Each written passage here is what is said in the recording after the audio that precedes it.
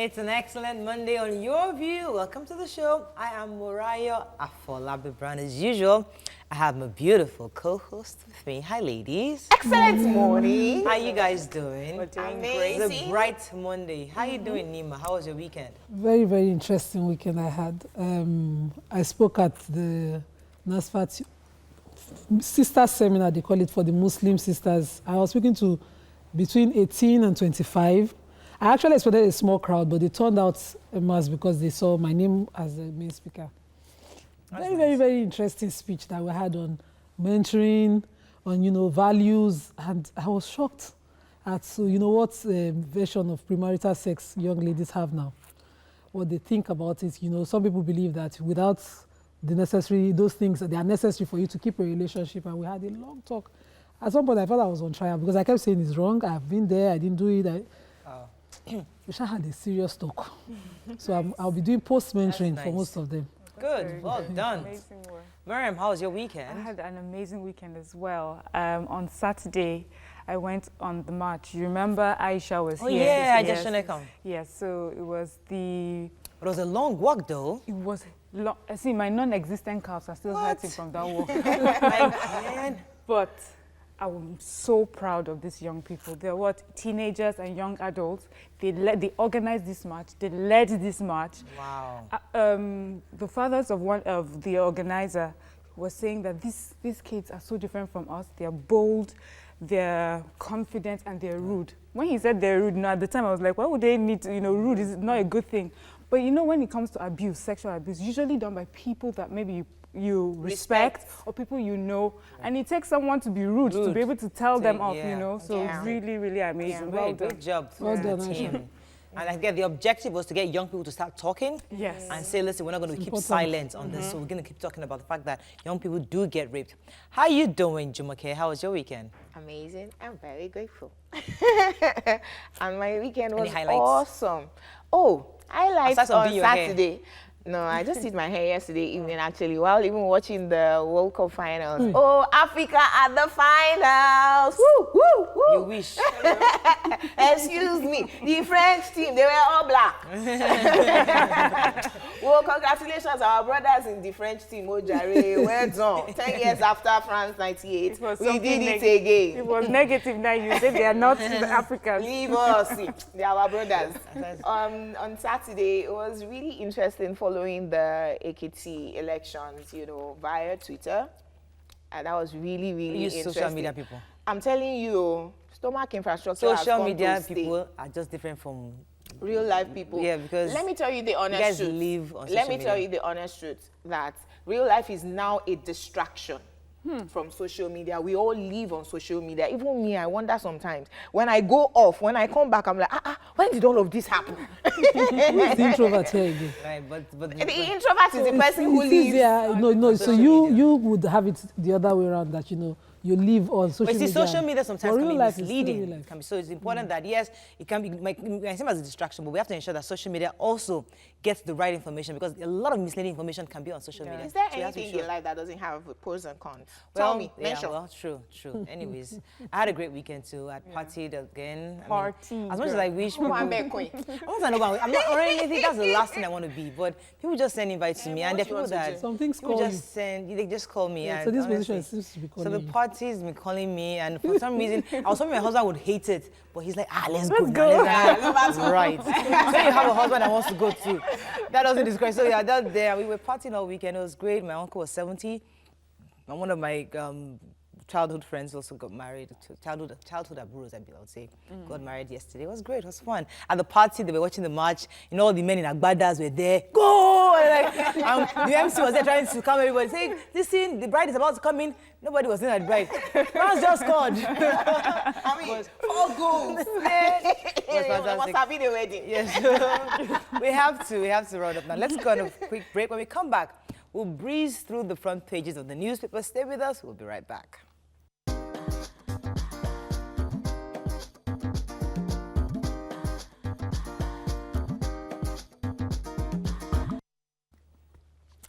Ooh, lots of papers. We're going to start very quickly with the Punch. PDP rejects Fayemi's victory, says it's daylight robbery. EFC's Ofayoshi We're expecting you soon, no? Picture here. World hails France's win. London Arbitration Court awards $680 million against Wellington-based firms. Customs officer kills 2 colleagues in Lagos. Troops missing after Boko Haram attacked military base. Ekiti governor-elect vows to pay workers' salary. Arrears in 6 months, right? You know how broken it is. Reps panel to question Obasanjo, Jonathan, others over Abacha loot. Alleged forgery, Group Rights Inspector General, 6 Adeosun's probe. And FAC to probe 90 billion naira revenue underpayment by FIRS. You see, there's human interest stories here, but there's actually another human interest that caught my eye in Punch. The one about the young girl, Christ Embassy girl that was kidnapped. I think she missing. She was kidnapped and you know, different people have been sending ransom, asking for ransom. They're not sure who, but it's really, really pathetic. We just hope that we can get the right people. But this human interest that you have on the front page. This custom officer, George is his name, drove kind of recklessly into the car parked by 2 other custom officers. It was a tire bust. It wasn't like reckless. No, there are 2 versions. If you read the entire story, one said the tire bust. That's a witness. But custom officer said it was reckless in driving. He was on high speed and he rammed. You know, sometimes when tire bust and you're not reckless, you might be able to curtail it. But when the accident led to immediate loss of lives of 2 officers in another car. Right. So this was not an impact on them, but an impact on them through a car. So it must have been on high speed. He was also rushed to the hospital. So he's in coma right now, but the other 2 officers died on the spot along Lagos border route. All right. All the other stories in Punch and all the other papers. So let's move on to the nation. How Ekiti governorship election was won and lost. So details of the numbers here. 23 soldiers missing in Borno after attack. Osun APC to pick candidate by direct primary. So Boko Haram attacked. Yeah, so these soldiers had just been stationed to Borno, and on their way, they were attacked by Boko Haram, and 23 of them till today are missing. This happened over the weekend on Saturday, and 11 trucks. 3 of the trucks have been returned to base, but we don't know where the other trucks are and the 23 soldiers. Okay, but the version I read, it was a base, there was actually Air Force base that was Yes, that was they attacked. got a tip actually saying that a village was being ransacked by Boko Haram, and they immediately rushed there with 11 trucks. And of course, when they got there, they were ambushed. Nothing is said of, you know, what has happened apart from the 3 trucks that came back. So they're hoping that the rest will come back soon. Okay, moving on to Daily Sun. Ekiti, it's Fire Me. Jubilation protest as APC candidate scores over 197,000 to emerge winner. Eleka, PDP rejects result as Wike orders alleged fraud. Buhari Tinubu congratulate governor-elect. 4 policemen burned to death in Edo. France crushes Croatia to win World Cup. Abacha loots, reps begin probe this week, and Igbo wants Biafra, IPOP tells Atiku. I actually watched the match, and I really wanted Croatia to win. Why? Because I just felt that they deserved it. I mean, they won all their matches. I mean, they've been... And I feel that they've come from the back. Same thing for France. France has at least been there before. Croatia really has never been there before. I thought Croatia needed that chance. Thing in us, we just want France. Well, it's not really racist like that. I just wanted France to win. I mean, you know, I just met the president of France. Listen, the president of Croatia is a very sexy woman. For that alone, and that we women, and that kiss would have wanted her. Did you see that kiss? The spirit of sportsmanship in that woman for me, because when she took the World Cup, even though she didn't win it, her country didn't win. She kissed it. She hugged all the players for France, just the way she hugged all the players for Croatia. You know, she just quite more than she was happy just being at the finals. That was good. She had already won, regardless of the result. I was really disheartened to know that she's married since 1996, has 2 children. I'm like, oh, we could have just match-made you with Macron. A 50-year-old. You know Macron likes them older. You know Macron likes them older. No, don't match. Drama factor. That woman. Please. I wanted to talk about four policemen burnt. So 4 policemen in... Although he made other papers. Sabongida. Okay, we can. Go ahead. Sabongida Ora in Edo State were attacked in their police station in Owan West local government area. And they were in their patrol van. They were burnt in the patrol van and their guns taken away. Now, analysts are saying that this has sort of become like a trend where policemen all over Nigeria, this is the 6th incident, are attacked, But killed, the and their witness guns account, taken away. Witness account in the area said that there were no gunshot sounds. There was no robbery attack. The police van is usually at that checkpoint. Usually there. So there's a kind of conspiracy involved because people cannot explain how they were found in their own van, burned to death, while the people were not alerted. Because if there was an exchange of gunfires or something, they would know some Were people. they sleeping? So nobody could said say exactly their what weapons happened. were also taken away. And they were not. Guns were taken away. They were not in possession of their weapons. Yes. So anyway, different things could be induced from that. Moving on now to Vanguard. What does it say? Fayomi's victory is defeat for Obasanjo, and Fayose says presidency. As PDP cries foul, rejects election results.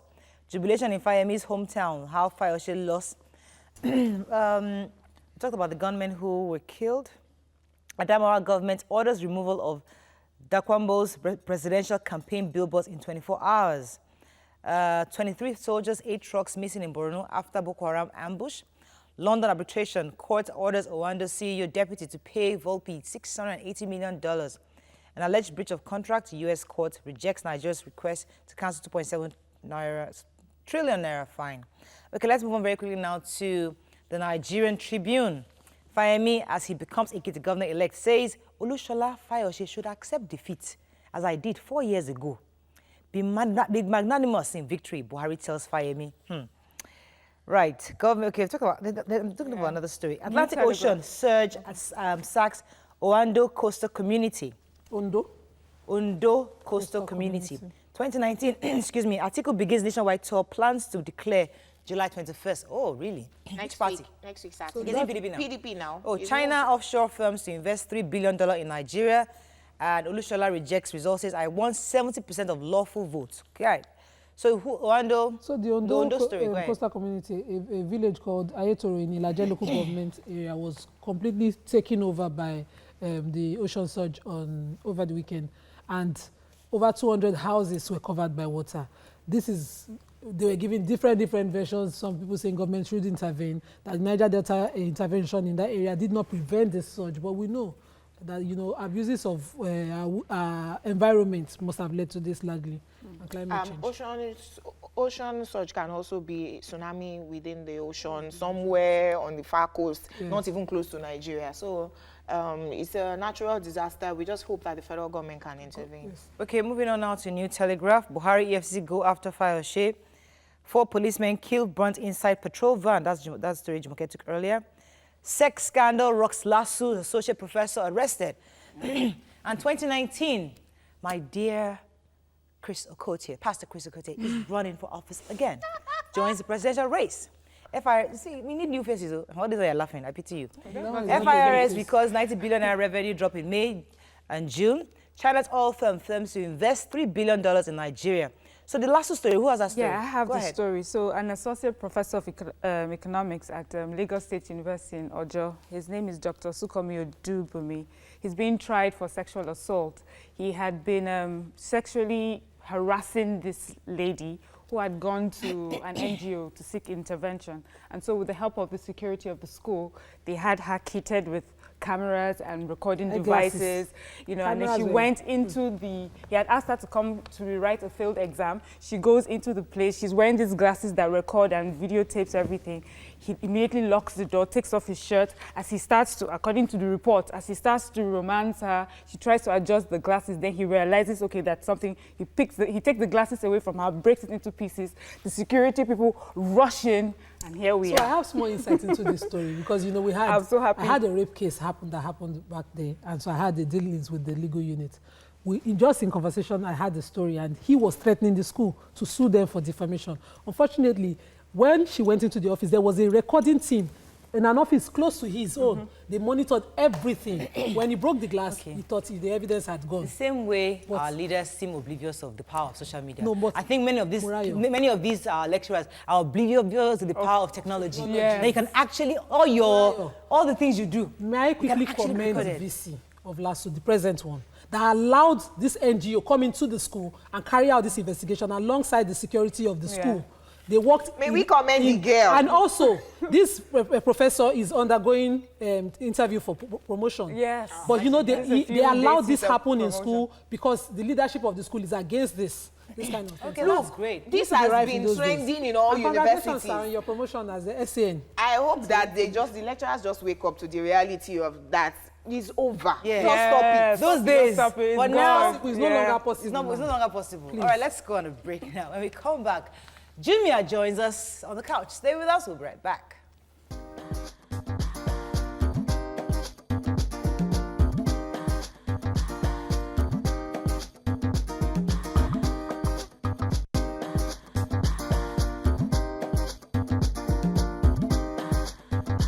Stay tuned.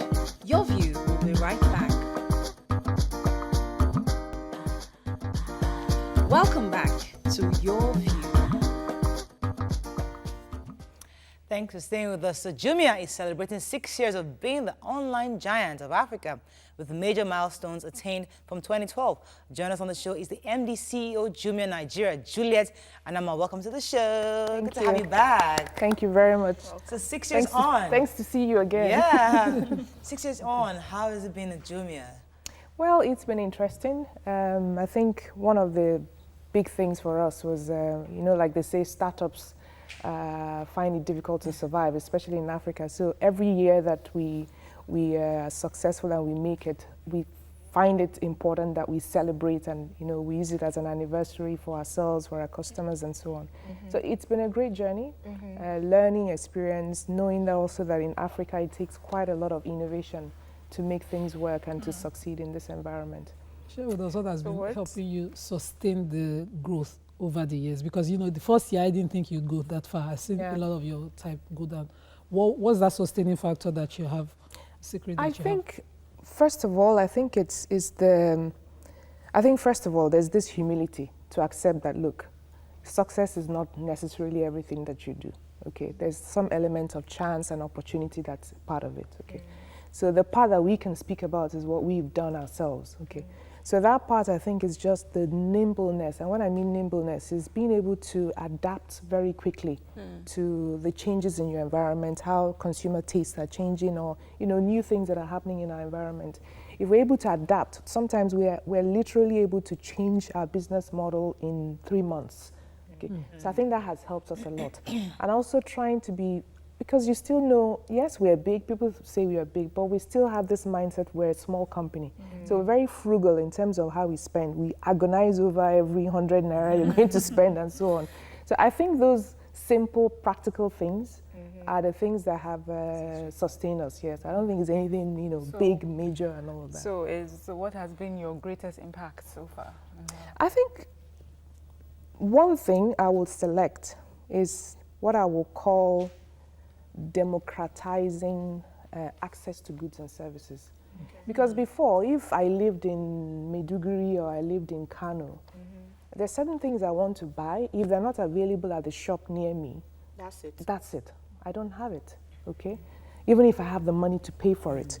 But I think on a platform like Jumia, a customer then has the opportunity, wherever you are, and I don't even have to have a desktop, you don't have to have a laptop, just with your mobile phone, you have an app, you can actually place an order. I think that has, sort of leveled the playing field. I made access available for everyone. For me, I think that is one great impact here. Other things about, of course, creating opportunities for vendors who sell on Jumia, creating jobs also, I think, the other areas. There are other online companies that are struggling based on infrastructure and our environment, recession and all. What are the greatest lessons you have learned in 6 years? Our greatest lesson has been, I think I'll refer back to what I started with, which was the environment, the infrastructure, they're all there. They're not going to change. Okay, so if anything is going to change, you have to change. So you have to be the one to adapt to those realities. So like I said, when I started, I think the most important thing is really about how do you innovate ahead of the curve. And what I mean ahead of the curve is as things are changing, you don't wait, you can't play catch up. You don't have the opportunity to play catch up. You just have to keep changing and keep adapting. For example, I give a very, very simple example. When we started, we had our own warehouse, our own hubs, and it eventually became obvious you can't grow just based on your own capacity. You've got to leverage the capacity of other people. And so we other people bring their goods and you just market for them. Well, let me give a typical example of the question I'm asking. So you have your website and you believe that, oh, we should be able to take 1 million orders a day. And just because of the innovation and the population in Nigeria, you have 200 million requests in a day, and then your website crashes. What happens? And so we limit our own greed. And we say to ourselves, okay, we cannot do 200 million. No, literally. So even when we do this kind of campaigns, like we're doing Jumia anniversary now, and we're offering 500,000 vouchers for anyone who comes up, and they can take vouchers and get extra discounts. We know that there could be such a large volume of people that it could actually crash the site. So we've also tempered our expectations to say, okay, here's a limit. When it gets to this limit, we cut it off. We cut it off, yes. Okay. Yeah. Right. So I'm aware that you allow agents work for you. So I have problems buying on Jumia. I contact my cousin's wife, who is an agent, so she gets all my purchases done for me. So what is in this year's celebration for those people who have, been empowered in one way or the other, who are your agents? Oh, they have so much available for them. Like I talked about the vouchers. They have vouchers, and we even have some specific discounts that we designed specifically for agents. And you find that even when we launched last night, we launched about midnight last night, you find that at least about 20–30% of that population that are on site on Jumia at that time are the agents. Why? Because they know there are specific offers that we've tailored and designed for them, yes. No, one thing I've seen in the past is that everybody tries to start their own online retail store, but unfortunately many people can't sustain it, because at some point you have to partner with certain people. Who have you partnered with to also help Jumia? Because I know there's Jumia Travel, there's so many parts of Jumia. Who have you partnered with to at least strengthen your brand and also provide multiple services to people? Okay, so there are many partners. So partnerships are either in payment services that we've partnered with so many other people. We've also partnered with even some. Today, for example, we just launched something we call Jumia Flex, which is if you want to buy something, you want to pay small. We also partnered with a company, partnered with the company, our Farah partners, so that they can provide the credit at the back end for the customer. So there are multiple partnerships. When it comes to logistics, we partner with about 69 different companies that are, in different parts of Nigeria, and they can deliver to customers wherever they are.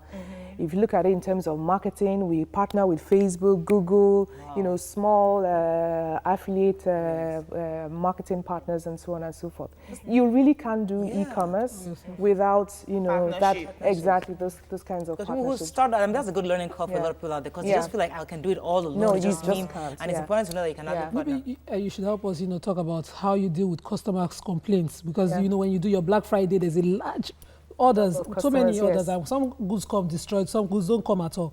How do you deal with people's complaints, and how? In multiple ways. I think first things first, we the assurance we give customers, what we call a Jumia, we call it a trust contract. Okay, so if you order it and if it arrives and it's not what you wanted or anything, you return it free. Okay, as long as please return it within 7 days, because it belongs to someone. Right. It's a vendor who owns it, so the man also wants his either his money back or his good back. Okay, that's number one. Number two, in some situations, if your items are cancelled for a reason, maybe because we suddenly realize that the vendor has run out of stock or something like that, we even sometimes give you like a voucher, a compensation. We say, okay, please take this and order. Please. We were celebrating 5 last year. I was at the Tech Fest and I got plenty gifts. I have flask, I have cooler bags, just from Jumia. That's true. Please, what gifts are we getting small?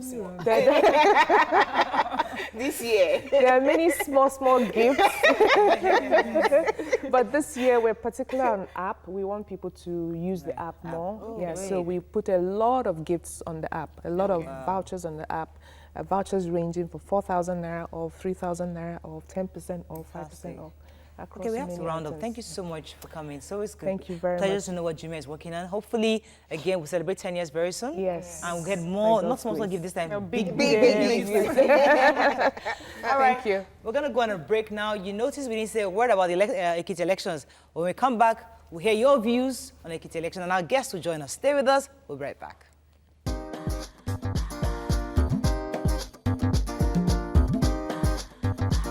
Stay tuned. Your View will be right back.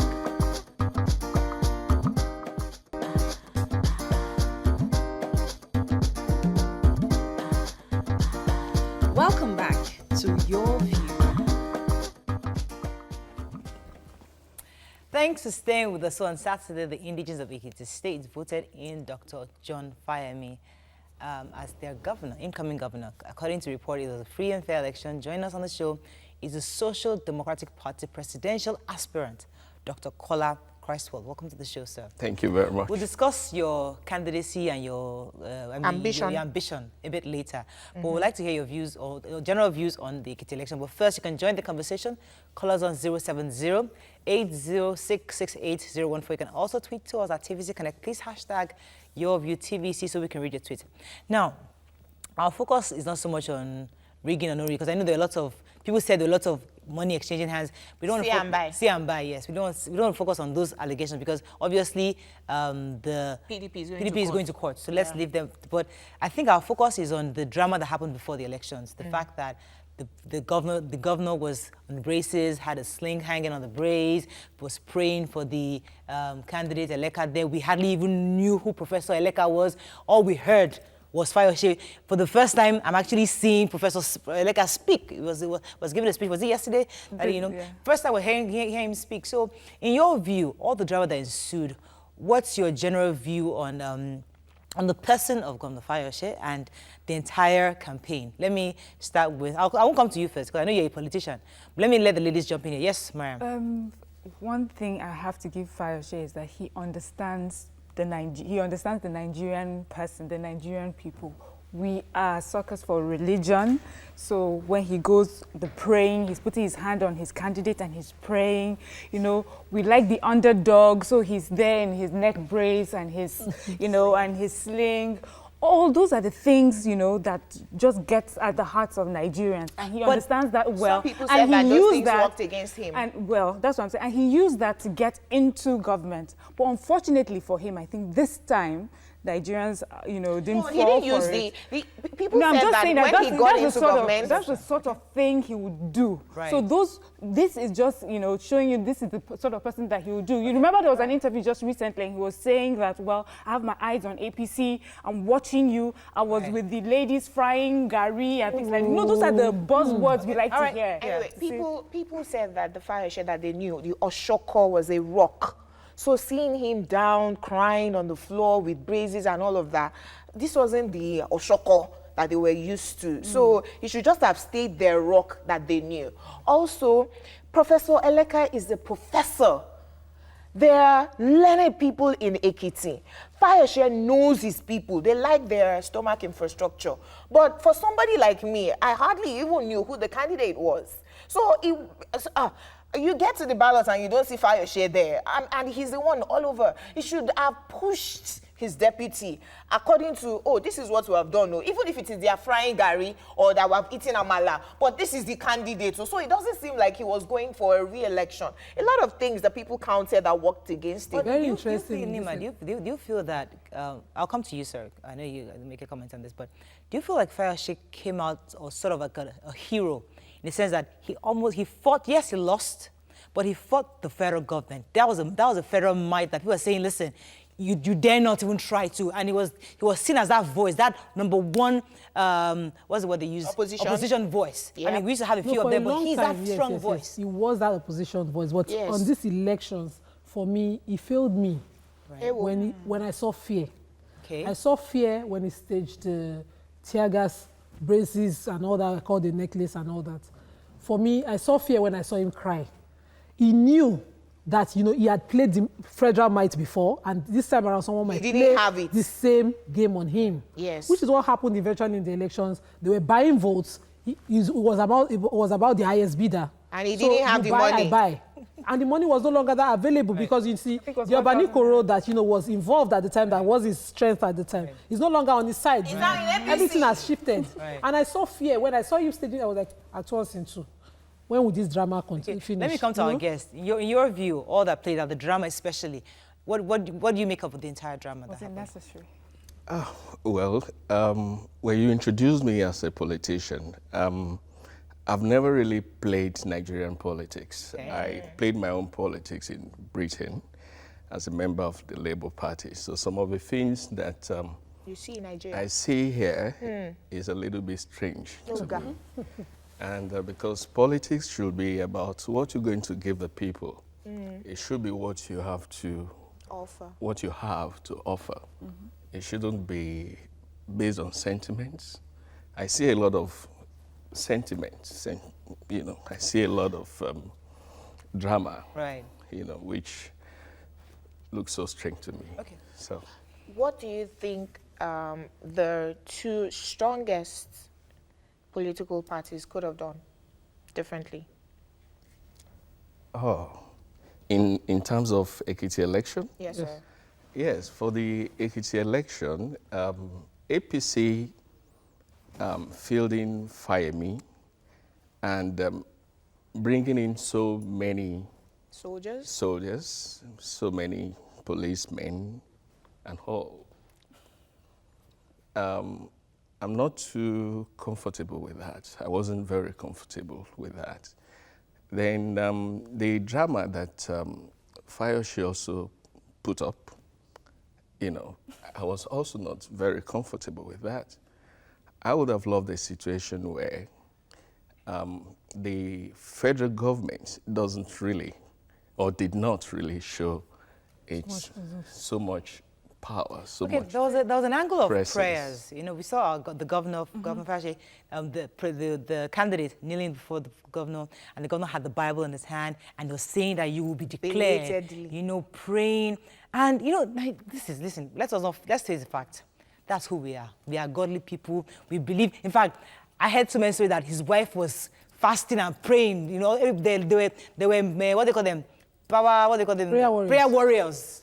On standby You on see, this matter. For me, I believe that God rules in the affairs of men. Okay. There's actually no government without God, God's hands behind. Okay.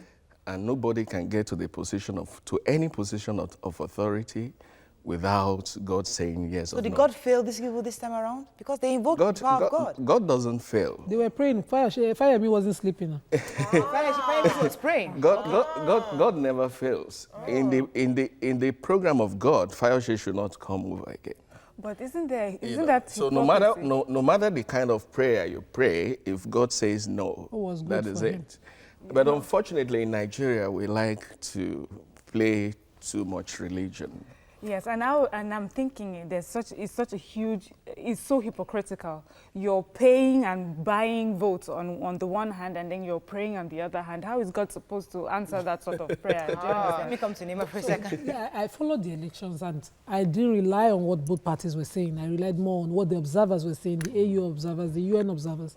And even before the card readers were set up in each of the major candidates' local governments, there was relatively a very calm situation.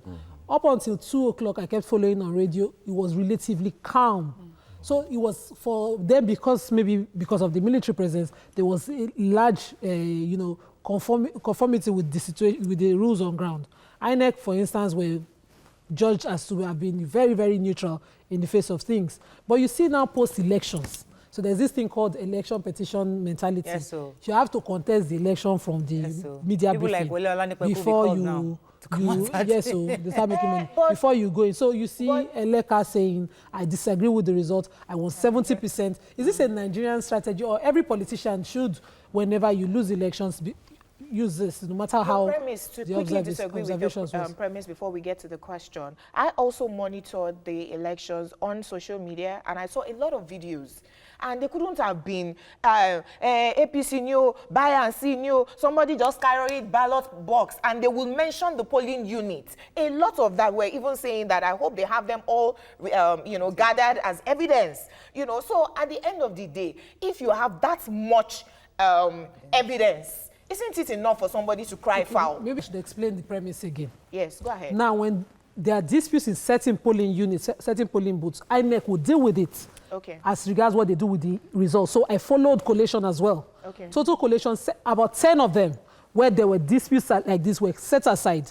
Okay. So after everything done and seemed to have been done well by the independent electoral agency involved, someone still comes out and says, I dispute the result just because, you know, you're looking towards election petitions and all that. Is this the way Nigerian politics must run? Is that right? Go ahead. No, for me, well, if you have a good ground to contest the result, yes, go ahead. This is a free world. Yes, so But if you don't have a good ground, whatever fight you put forth will definitely fail at the end of the day. You would have wasted everybody's time, you would have wasted your money and all. But if you have a good ground, go ahead. Right. Then to the electorate, actually, if they give you money, collect it. But don't ever vote for anybody that gives you money. no, buy and see. You have to show us before you collect your money. That's When you thump it, because they were saying that some people got their own money as alerts. But these buy and see people, they were giving cash. So you just show me that where did you thumbprint? Oh, I see. Okay, oh yeah, go and put it in the box. I also advise the Nigerian electorate now. We see we're becoming wiser. Yes. You see, you need to just visit some. Let me know, because I think we all agree that at some point the electronic voting that we need. Nobody needs to be showing anything. I mean, the world has gone past. So if you want to do anything concerning elections, it must be electronic. Push for electronic voting. Let's go on a break now. We're going to come back and focus a bit on your ambition. Stay with us. We'll be right back. Thank you.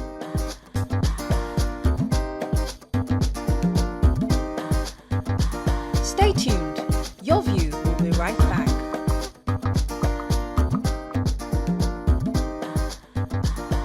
Welcome back to Your View. Thanks for staying with us. So we promised you that everybody who's running for president, we'll try to bring them on the show because we're trying to show Nigerians that we have options. It's not just about 1-2 parties. We're trying to say many people are running and let us provide the options. So obviously you're an option for the presidential position. Now, why would you want to run for office and exactly what do you plan to do differently? First, I'm not an option. Ewo. I'm the Messiah. Ewo. Right. Yes, I know I will rule this country. I know I have a date with destiny. I know that God has prepared me for this role, and God rules in the affairs of men, and it will not matter who are the big players in the Nigerian parlance of who a big player is. All the incumbents is. I know I will be the next president of Nigeria. Dr. Olushola. Come February. You are an expert 2019 in corporate governance. Yes. You graduated from the London South Bank University and University of Oxford. When one sees your CV, it's intimidating. Thank you. But you're sounding very much like Chris Okuti. Because I mentioned a lot of, God I mentioned God a lot. God said, he told us God said 3 times. He's coming back now, he's not mentioning God. Can we be realistic? No, realistically, I believe that God rules in the affairs of men. I agree with you. Yes, so, but what is on ground now, and particularly based on what we even saw happen in Ekiti over the weekend, what are your plans to activate what God has told you? Yes.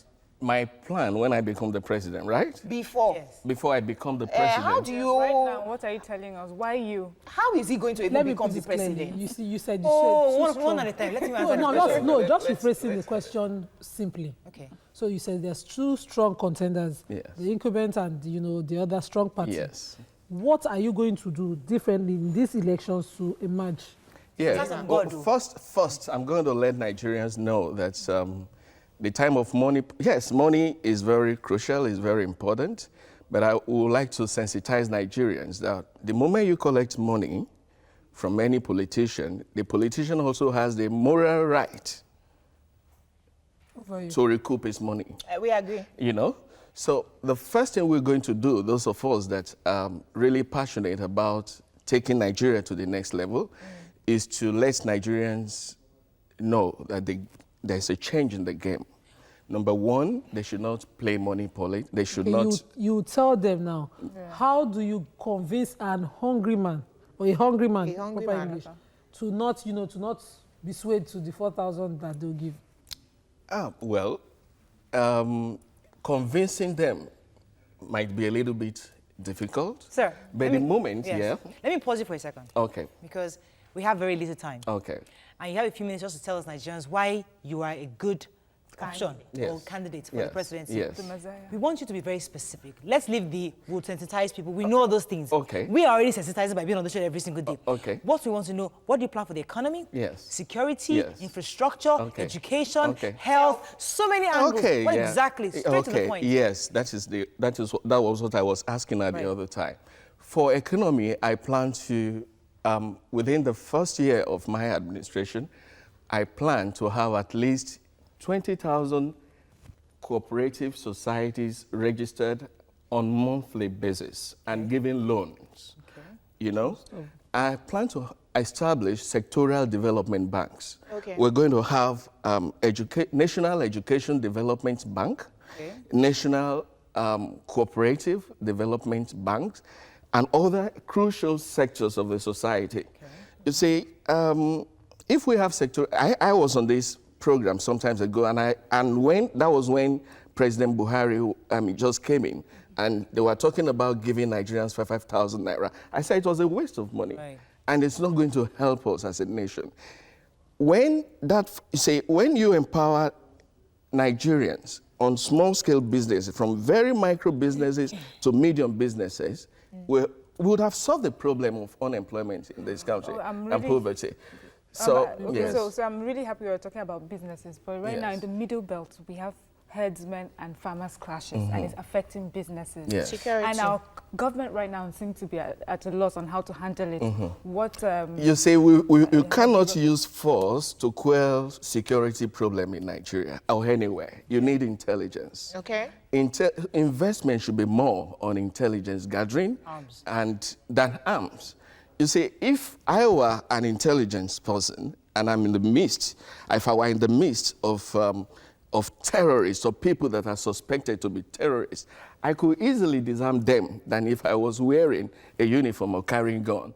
By wearing a uniform or carrying a gun, they easily see me as anti their project. So more investment should be on intelligence. Then I know for sure that the main problem Nigeria has, the root cause of corruption in this country, the root cause of insecurity, the root cause of all these challenges we're having is poverty. Yes. It's poverty, you know? And if any government can tackle poverty, you will solve problem of corruption. So how do you plan on tackling poverty? Yes, as I was saying the other time, look at the world over and imagine the strength. If you see some countries, some developing countries at the moment that are trying to tackle poverty, they use cooperative as one of their major strategies. So if you Nigerians are very hardworking, Nigerians are very enterprising, but some of them don't even have that very little that they need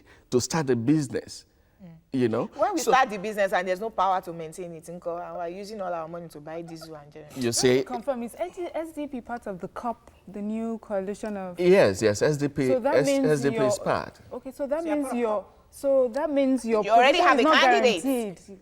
So there's already a candidate because you're supposed to bring out one They candidate. not had the primary. Okay, yes. So I mean, it's not guaranteed. So what happens if you do not get? Are you willing to now stand behind your leader or whoever it is? I'm sure I'm going to get it. Oh, okay. So you're part of COP. Yes. Part of COP. Great. Coalition of United People's Party. I'm very impressed with the cooperative thing because we've had a lot of presidential candidates here who don't know when we say, how is it going to happen? So when you create by the time you give by the time you empower at least 1 million Nigerian every month with loans of between 5,000 and 5 million. Our peak will be 5 million. The least will be 5,000. And each of these groups are in cooperative society. Fantastic. You're going to eliminate poverty. We have to run. You see, and I tell you, Nigerians, yes, you rightly said that Nigerians love God. Nigerians are religious people. Nigerians have conscience. But you cannot give a hungry man, somebody whose child is in the hospital, you know, whatever is profession in terms of religion, his basic needs come first. Right, exactly. You know? So once we tackle poverty, we'll tackle the problem of corruption, we'll tackle the problem of insecurity and other problems that thank you very much. We wish you the best. Bedeviling us. Wish you the best in your ambition, and hopefully 2019 we'll see you at the top. Thank you so much. That's all we can take on the show today. I hope you enjoyed it as much as we did. Don't forget, on Wednesday is our live audience show. Please come early so you can get a seat. We like to have as many people as possible. We also like to hear some funny first-timers because we have a lot of older people who come all the time. But please come early. Have a fabulous day. We'll see you tomorrow. Bye-bye.